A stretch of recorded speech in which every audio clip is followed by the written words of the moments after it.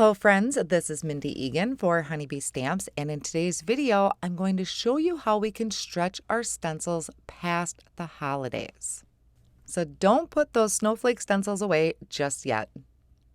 The stencil that I'm going to be using today is the Nordic Snowflake stencil.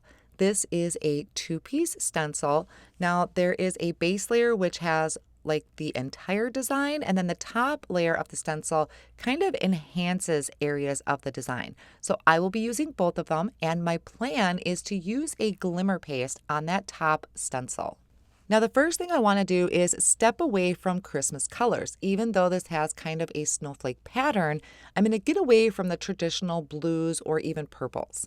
I have a piece of light pink cardstock. This is actually Pink Lemonade from Concord and Ninth. I put a little bit of repositionable tape on the back to hold that down to my grid paper. Then I secured the first layer of the stencil over the top using some Spellbinder's Best Ever Craft tape, and I'm going to ink blend on Pink Lemonade ink. So it's going to be tone on tone. There was a darker shade of ink that I at first picked but thought that would be just too dark. I wanted it something subtle. Now I still have that first layer of the stencil in place, and I'm going to bring in honeysuckle ink. So this one is a little bit darker, and I'm going to kind of enhance the centers of that Nordic snowflake design using a small blending brush. After I have all of those centers filled in, I can remove this first layer of the stencil, and then I'm going to bring in the second layer. So I will once again secure this down with my Best Ever Craft tape, and I'm going to add some Nuvo Glimmer paste. This is Moonstone Nuvo Glimmer paste, and I'm going to just pick it up out of the jar with my palette knife and spread this evenly over the open areas of the stencil. Now this is going to add a lot of sparkle to my design, but it's only in certain areas. Remember, this second layer of the stencil kind of enhances some of those areas. And also keep in mind that with this Moonstone Glimmer paste over any type of pink or red ink, it can change that shade just a little bit. So I'm going to peel off my stencil. I'm going to wash that in my sink with some warm water and soap, and I'm going to set this background on the side to dry. For the focal point for the front of my card, I am bringing out the Daisy Layers Bouquet, I believe it's called. All these supplies will be listed down below in the video description, and because it's such a springy look, I thought it would look really pretty on the front of my card and help kind of alter the fact that I just used a snowflake background.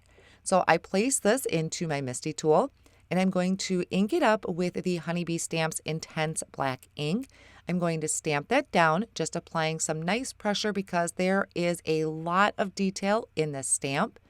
Once I opened the door of the MISTI and kind of carefully peeled back my cardstock, I'm going to make sure to place it back in that bottom left-hand corner because you can see I didn't get a great impression.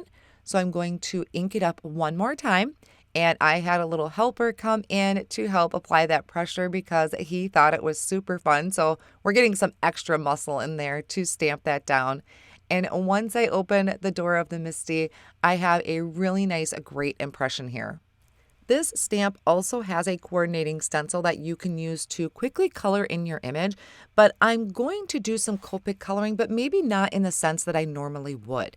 I took a light green Copic marker and I am just adding a line of color to one side of each of the leaves.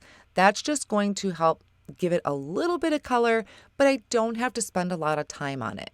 Then I took a darker color and I filled in some of those real small areas or those kind of branches that are sticking out on the edges. And then I came in with a light pink, and all I'm doing on these petals is I start in the center and I just flick out a little bit. I am not coloring in the entire petal, just adding a little bit of that color. And I was really happy with how this came out. This was kind of an experiment, so I think this turned out really nice. I'll then use the coordinating die to die cut out the image, and I'll also die cut out another one so that I can layer it together later on. Now for the sentiment, I really love these sentiments on this stamp set. These are just kind of some nice general happy sentiments. So this one is "You Make My Day Brighter." I think it's a great all occasion type of sentiment. So I die cut that out with the coordinating die as well. And now I'm just using my precision glue to layer up my bouquet with that plain piece of cardstock. And I did the same thing for my sentiment. Now here's where I ran into, I guess, a little hiccup. So I started with applying my liquid glue to the back of the bouquet, and I'm going to attach this over my dried panel.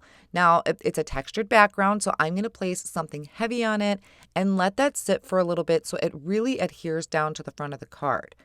I stamped my sentiment in white using the black ink, and when I attached it to the front of the card, I didn't like it. It blended in way too much with my background. I kind of sat on it for a few minutes, and then off screen, I decided to change it, and instead I heat embossed that sentiment onto black cardstock by inking up that stamp with my white pigment ink and then heat embossing it with white embossing powder. I really like that black sentiment a lot better. It really pops off the front of the card, but isn't too distracting. So take a look at your Christmas stencils. Maybe you have something like this in your collection where it might say snowflake, but it's really just a gorgeous, maybe even kind of mandala looking design. So take a look at your stash and see what you can come up with. Thank you so much for joining me today. See you again real soon.